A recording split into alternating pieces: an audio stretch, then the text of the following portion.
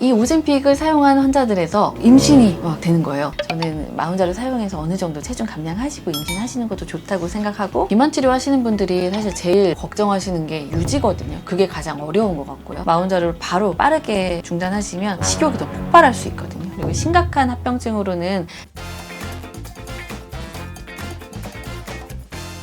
PD님 지난번에도 보니까 다이어트 관심 많으시더라고요. 네, 저 다이어트 항상 하고 있죠. 마흔자로 소식 들으셨어요? 네, 그거 8월 달에 도입 된다고 하던데. 네, 맞아요. 그래서 지금 이미 시작한 병원도 있고 관심이 많으셔서 저희 병원에도 문의가 많이 들어와요. 마흔자로 얘기를 좀 해볼까 봐요. 위고비하고 마흔자루를 많이 비교를 하시는 것 같아요. 그리고 위고비를 하셨던 분들 중에서 마흔자루로 많이 넘어가시는 것 같고요. 위고비하고 마흔자루를 비교를 안 할 수가 없는데 간단하게 설명을 해보면, 위고비는 GLP-1 수용체에 작용을 하고 마흔자루는 GLP-1과 GIP 수용체에 작용해서, 저는 산부인과 전문이니까 산부인과적으로는 마흔자루가 어떤 의미가 있는지, 어떤 장점이 있고 어떻게 적용할 수 있고 어떤 점을 주의해야 되는지 한번 짚어볼까 해요. 피디님 오젬픽 베이비라고 들어보셨어요? 오젬픽 베이비? 지금 원장님께 처음 들어요. 오젬픽은 당뇨 치료제로 나온 식욕 억제제 중에 하나인데요. 이 오젬픽을 사용한 환자들에서 임신이 막 되는 거예요. 임신율이 올라가고 피임률이 떨어지기 시작한 거예요. 그래서 그걸 오젬픽 베이비라고 합니다. 왜요? 어떤 관계가 있어요? 이런 식욕 억제제들이 인슐린 저항성을 낮춰주고 배란 장애를 치료하기도 하는데요. 위에서 음식물이 배출되는 속도를 늦춰줘요. 그러면 경구 피임약도 결국에 먹는 거니까 위에 오래 남아있게 되거든요. 위에 오래 남아있으니까 제때 소장으로 넘어가서 흡수돼야 될 시간에 흡수되지 못하는 거예요. 경구 피임약의 흡수율이 떨어지면서 배란이 안 돼야 되는데 배란이 되는 거죠. 피임 실패.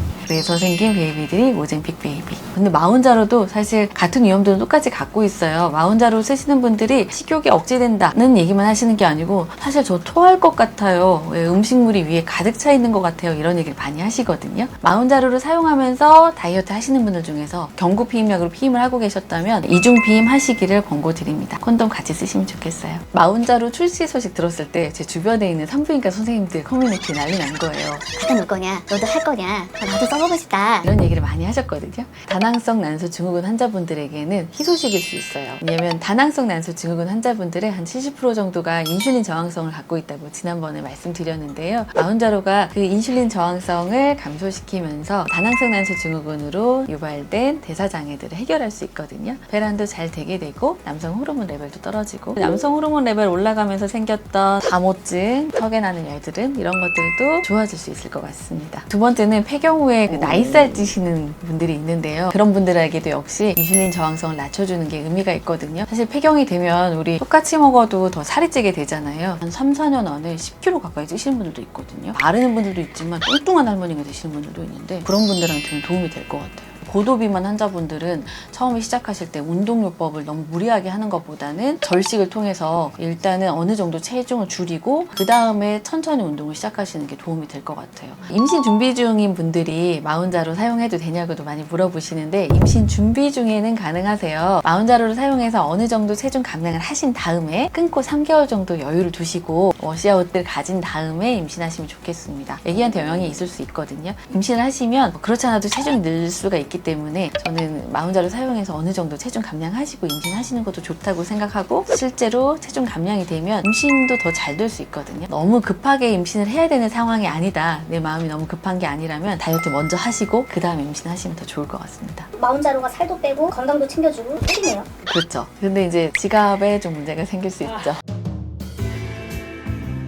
마흔자루나 위고비나 사실 가격이 되게 높아요. 위고비가 저용량, 고용량 다 이제 같은 가격이었는데, 마흔자루가 저용량과 고용량의 가격을 달리해서 나오면서 위고비도 이제 저용량의 가격을 할인하는 정책을 펴고 있긴 하거든요. 가격 차이가 어느 정도 조금씩은 있지만 사실 위고비나 마흔자루나 부담이 안 되는 액수는 아닌 것 같아요. 그래서 의존하다기보다는 요거를 사용해서 어느 정도의 체중 감량을 하시고 나면 그 다음에는 이제 천천히 유지 기간을 잘 잡으셔가지고 요요 현상 없이 다이어트에 성공하시면 좋을 것 같아요. 많은 의사들이 이제 위고비와 마흔자루에 대해서 비교 분석해놓은 여러 가지 아티클도 올리시고, 사실 이제 영상물도 많이 나와 있는데, 일단은 지금 나와 있는 연구에서는 위고비보다 마흔자루가 체중 감량 효과라든지 허리둘레 감소 효과가 조금 더 높은 걸로 나와 있어요. 그리고 두 가지 수용체에 작용하다 보니까 아무래도 식욕 억제라든지 인슐린 저항성 개선, 좀 더 강력한 효과를 어필할 수 있지 않나 하는 생각이 들어요. 미미한 차이이긴 한데요. 다이어트를 하다 보면 우리 근손실이 어쩔 수 없이 올 수밖에 없는데, 근손실 지방물질 비율이 위고비보다는 마운자로가 조금 더 적다고 나와 있어요. 좀 더 건강하게 더 확실하게 다이어트를 할 수 있는 대안으로 제시되지 않나 하는 생각이 듭니다. 그래도 운동은 하셔야 돼요. 요 식욕 억제제로만 다이어트를 하시면 결국에는 유지되기가 어렵습니다. 근육량이 유지가 돼야 대사율이 올라오기 때문에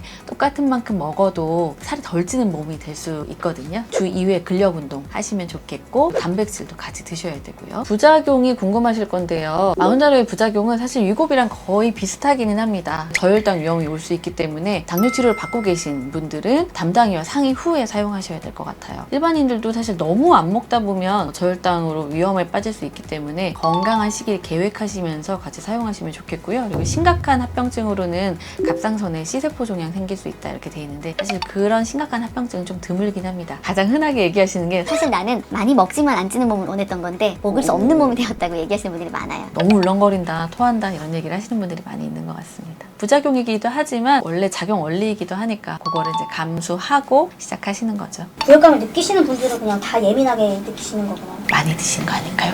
위고비를 이겼다 이런 얘기 하시잖아요.